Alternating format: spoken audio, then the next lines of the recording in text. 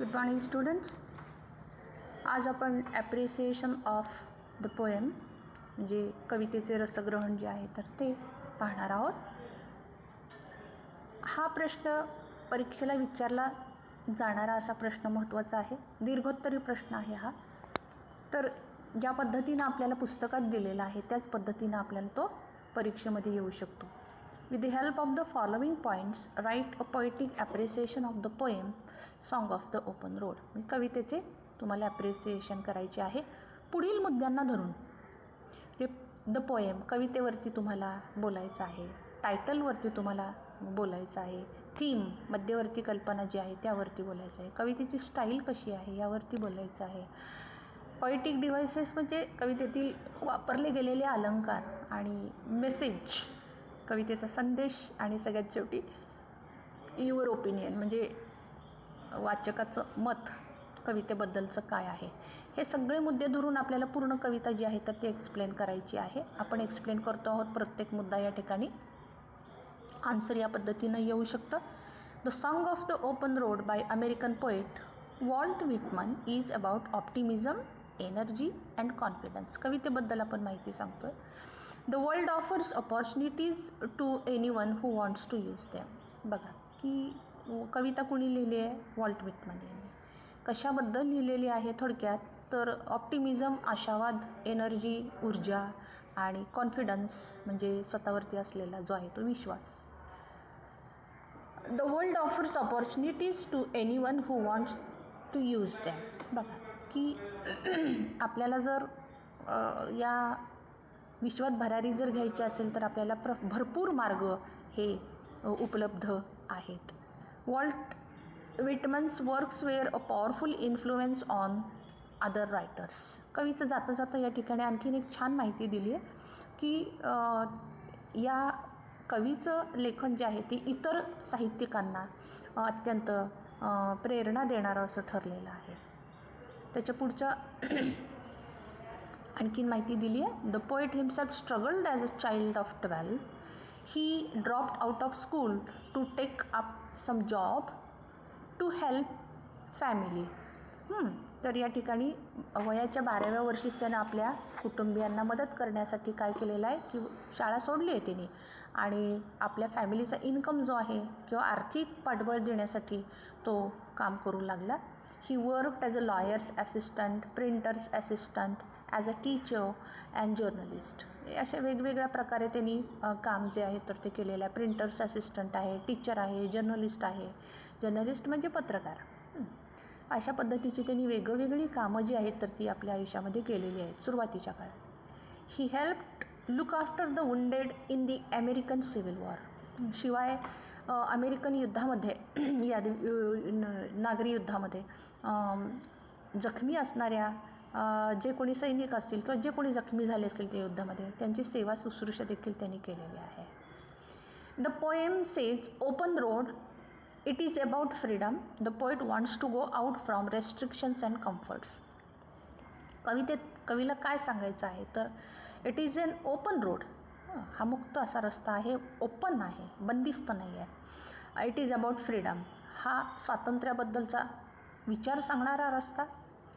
And the poet wants to go out from restrictions and comforts. म्हणजे कुठल्याही प्रकारची बंधनं आणि काही सुख झुगारून हा कवी या वैचारिक स्वातंत्र्याचा पुरस्कार करताना आपल्याला दिसतो. द पोएट, आता या कवितेची थीम पण काय आहे बघा. The poet wants to be self reliant. त्याला स्वतःवरती अवलंबून राहायचं आहे. ही इज कॉन्फिडंट, स्वतः कॉन्फिडंट आहे.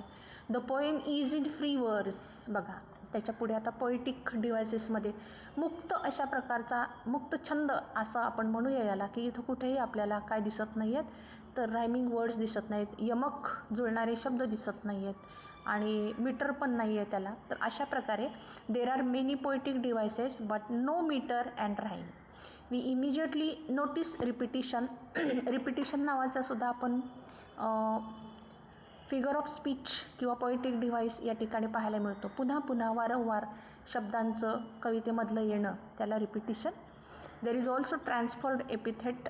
ट्रान्सफर्ड एपिथेट नावाचा सुद्धा डिव्हाइस आपली या ठिकाणी वापरला गेलेला आहे. The poem is a dramatic monologue. Dramatic मोनोलॉगचा सुद्धा वापर या ठिकाणी केलेला आहे. तर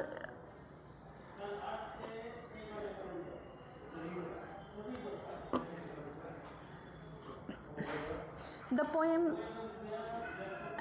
inspires us to explore the world using our abilities. Comfort, complaints, criticisms and fate are not excuse for one's inaction. बघा की या कवितेमध्ये आपल्याला आणखीन काय पाहायला मिळतं, तर ही कविता आपल्याला आपल्या स्वतःचा विचार ज्यावेळेला आपण मांडतो त्यावेळेला इट इन्स्पायर्स अस, म्हणजे आपल्याला प्रेरणा देते. कशासाठी? तर जगात या विश्वात वैचारिक भरारी मारण्यासाठी, आपल्या कॅपॅसिटीज समजून घेण्यासाठी. आणि त्यामध्ये ह्या गोष्टी करत असताना कम्फर्ट, तक्रारी, टीका, नशीब या गोष्टींना त्यांनी थारा दिलेला नाही आहे. तर अशा रीतीनं आपण जो आहे तर तो या कवितेचा काय म्हणता येईल आपल्याला ॲप्रिसिएशनचा भाग हा या ठिकाणी कंप्लीट या पद्धतीनं केलेला आहे. प्रत्येक मुद्द्याला धरून आपण या ठिकाणी एक्सप्लेनेशन हे केलेलं आहे. या पद्धतीनं जर आपण परीक्षेमध्ये उत्तरं लिहिलीत तर जास्त ते सोपं जातं. पुढचा आहे जो भाग आहे तो रायटिंग स्किलचा आहे.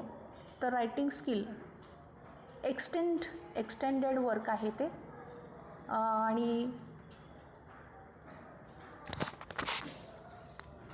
एक्सटेंडेड वर्क आहे आणि आपल्याला ब्लॉग लिहायचा आहे. तर त्यामध्ये विषय दिलेला आहे आपल्याला की man is free by birth या विषयावरती ब्लॉग लिहायचा आहे. Man is free by birth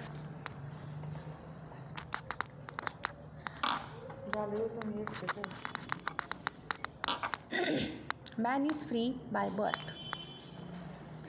The statement is true in every sense of word free. आता एक छान असा विचार दिलेला आहे. The statement is true in every sense of the word free. If someone does not have physical freedom, it is visible.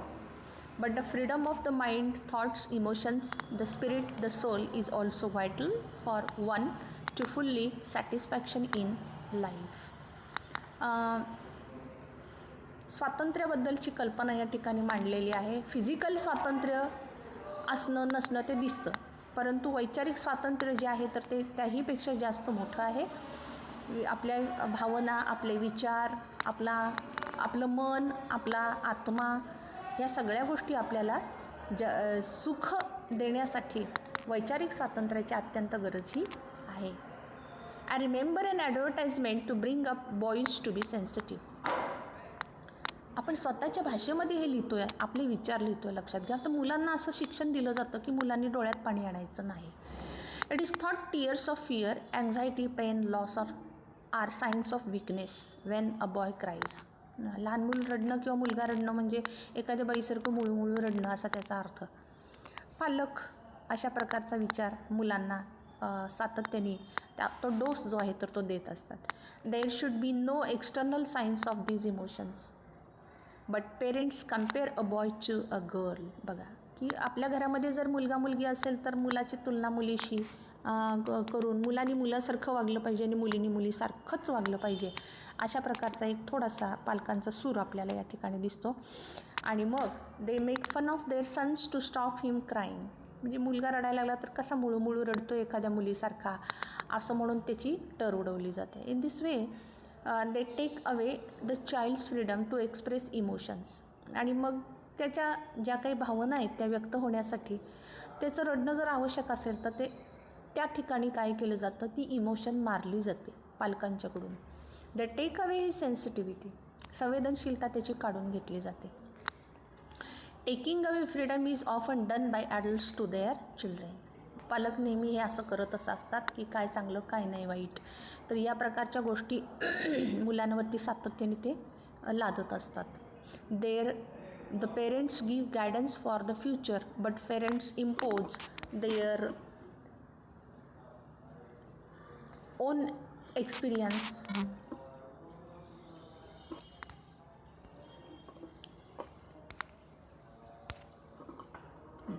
own experience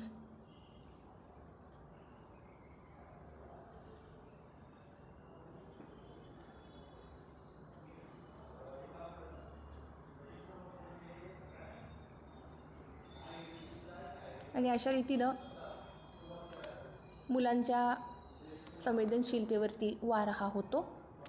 taking away freedom is often done by parents to their children. The parents give guidance for the future, but parents impose their own expectations on the kids and take away their freedom to choose a life goal.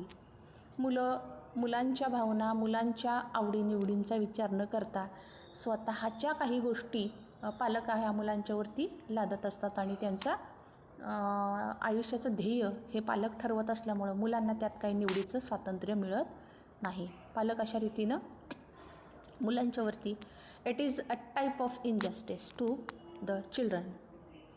The herd mentality, the child's natural liking or strength is not considered. The herd mentality makes parents force their children to follow a field which other students are doing. बाकीची मुलं काय करतायत हे पाहून पालक आपल्याही पाल्याला त्याच पद्धतीचं शिक्षण देत असतात.